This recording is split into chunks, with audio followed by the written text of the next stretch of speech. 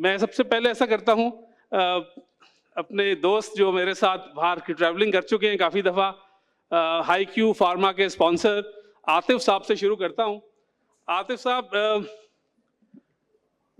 things are moving and things don't stay static as we all know. Pharmaceutical sector जिसको आप represent करते हैं, high Q pharma एक अच्छा नाम है, टॉप 10 कंपनीज में आ रही है। As CEO of that organisation, और आपकी इजाज़त से मेरे से सबसे यारी दोस्ती भी है, तो we would love to listen from you कि एक चीफ एग्जीक्यूटिव एक फार्मास्यूटिकल कंपनी का हो या फॉर दैट मैटर किसी भी ऑर्गेनाइजेशन का हो, वो क्या चेंज ला सकता है हमारे जैसे हालात में, जहां पाकिस्तान में जहां हर दफ़ा CSR एक्टिविटी या हर एक को फिलैंथ्रोपी का एक नीड पड़ती रहती है बार बार, और recent floods are no exception. So मैं I would just ask you, how have you been able to prevail upon the company? दो तीन और छोटे छोटे सवाल होंगे लेकिन हम रैपिड फायर कर लेंगे, उससे आसानी होगी। तो first question is, as the chief executive of HiQ, what is it that you have been to achieve, and what is it that you unfinished agenda, because you are still young, what is it that you plan to do? Thank you so much Farid साहब। बिस्मिल्लाहिर्रहमानिर्रहीम जी, मेरा नाम आतिफ इकबाल है, CEO HiQ pharmaceuticals. मैं यहाँ कहना चाहूँगा कि इंसान जो है, ह्यूमंस, वी आर अशरफुल मखलूक़ात, और हमारे ऊपर बहुत सारी जिम्मेदारियां भी आती हैं और एक्सपेक्टेशंस भी आती हैं। तो आज का जो दौर है इस वक्त, जिस वक्त के एक्स्ट्रा ऑर्डनरी हमारे ऊपर कॉम्प्लेक्सिटी आई हुई है और येट एक्स्ट्रा ऑर्डनरी अपॉर्चुनिटीज़ भी हैं, क्योंकि क्लाइमेट चेंज भी हो रहा है, ग्लोबल इनइक्वालिटी भी हो चुकी है, और साथ साथ टेक्नोलॉजी भी आ रही है, और वॉर, हंगर, ये सब चीज़ें इस दौर में एज अ CEO आपकी, मेरी, हम सब की, जो हम यहाँ पर बैठे हुए हैं, डिप्लोमेट्स भी और जितने भी लीडर्स हैं, उनकी रिस्पॉन्सिबिलिटी क्या आती है। तो मैं समझता हूँ कि इट्स अ बिग रोल, क्योंकि फ्यूचर को हमने ही बनाना है। हमारी एक एक चीज़, हम किसको हायर कर रहे हैं, किस सैलरी पे हायर कर रहे हैं, वो वेरी इंपॉर्टेंट होती है, बहुत ज़रूरी होती है, क्योंकि हम किस डायरेक्शन में जा रहे हैं ये बहुत ज़रूरी है। सिमिलरली हमारा सप्लाई चेन जो है वो बहुत ज़रूरी है। अभी फ्लड की आपने बात की, अगर साकिब साहब आप एक मैंने मूवी आपको दी थी, अगर वो प्ले हो सकती है तो प्ले कर दीजिएगा।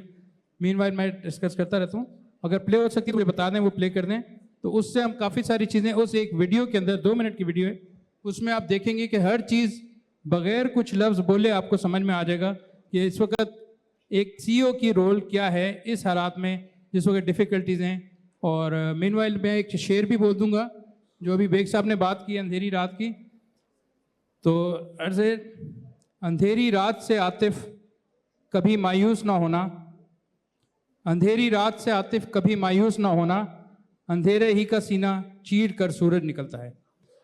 तो ये थैंक यू, ये डिफ़िकल्ट टाइम हम पर है, और ये डिफ़िकल्ट टाइम हमारी अपॉर्चुनिटीज़ हैं, इसको अगर हमने कवर कर लिया तो हमारे पास बहुत सारी अपॉर्चुनिटीज़ आ जाती हैं। तो I think as a CEO हमारा फ़र्ज़ है कि अब हम सिर्फ कैश को, सिर्फ प्रॉफिट्स को ना देखें, बल्कि हम सब including the pharma industry and others purpose को देखें कि हमारा मकसद क्या है। हमारा मकसद ह्यूमैनिटी को सर्व करना है, हमारा मकसद ह्यूमैनिटी को बेटर करना है, ब्यूटीफुल फ्यूचर, बेटर फ्यूचर बनाना है। तो ये अब हमारा, आपका, हम सब का एक ही रोल है कि हमने इस फ्यूचर को बेहतर करना है।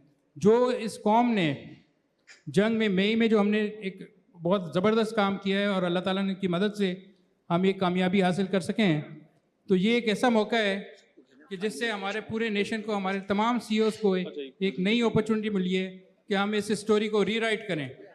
और रीराइट हम वॉर में तो कर ही चुके हैं, अब हमें इकोनॉमिकली भी इसको करके दिखाना है।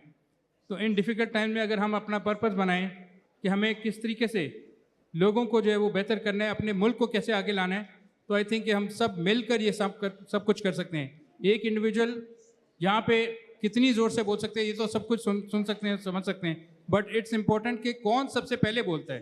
तो आई थिंक यहाँ पर शोर मचाने से ज़्यादा बेहतर है कि आप कुछ करके दिखाएं और फिर आप इनोवेशन भी लाएं, टेक्नोलॉजी को भी यूज़ करें, और इन सब चीज़ों को यूज़ करते हुए आप एक ऐसी चीज़ बनाएं कि आपके साथ आपकी नस्लें पूछें कि भाई आप जिस वक्त हिस्ट्री चेंज करने का वक्त था, टाइड्स को चेंज करने का वक्त था, तो व्हाट डिड यू डिड, तो हम जवाबदेह हो सकें, हम बता सकें कि इस मौके पर, इस वक्त पर जहाँ डिफ़िकल्ट टाइम था, हमने ये कारनामा अंजाम किया था। बिल्कुल सही। तो मैं आप सबको गुड विशेस कहता हूँ और एक उम्मीद देता हूँ कि हम सब इस बात को कैपेबल हैं कि हम इस चीज़ को चेंज कर सकें और हम चेंज करेंगे इंशाल्लाह। you. पाकिस्तान जिंदाबाद। Thank you. एक छोटा सा सवाल, लेकिन इसका स्मॉल आंसर, ये जो मुस्तफ़ा कमाल ने भी बात की और हमें भी पता है, हर चीज़ की फेक जब होती है मार्केट में तो प्रॉब्लम होती है, लेकिन जब मेडिसिन की फेक बन जाती है कोई, तो वो तो जिंदगी और मौत का मसला हो जाता है। इस पे आपने एज एन इंडस्ट्री और एज हाईक्यू क्या किया, और डिजिटलाइजेशन या जो आपकी QR कोड वाली या ट्रैक एंड ट्रेस के अंदर एक सिर्फ